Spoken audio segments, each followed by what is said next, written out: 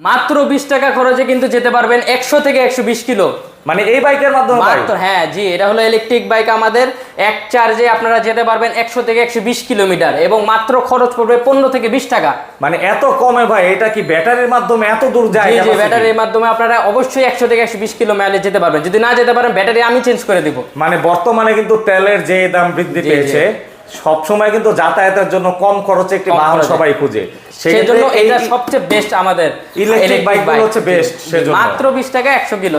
এই মডেলের নাম কি ভাই? এই মডেলের নাম হলো আমাদের স্প্রিন্ট মডেল। এটাতে আরো 4টি কালার রয়েছে, আমি এটা যেটা বসে রয়েছি এটা জেড গ্রিন, এর পাশাপাশি আরো 4টি কালার রয়েছে। আপনাদের আরো বাইকও রয়েছে, যে আপনাদের যে কোনো বাইক পছন্দ হলে বা এই বাইকটিও যদি পছন্দ হয়ে থাকে আমাদের স্ক্রিনে দেওয়া নম্বরে অবশ্যই যোগাযোগ করবেন এবং অবশ্যই স্ক্রিনশট দিয়ে যোগাযোগ করবেন। এবং এটার প্রাইস যদি বলি, এটার প্রাইস হলো 98,500 টাকা।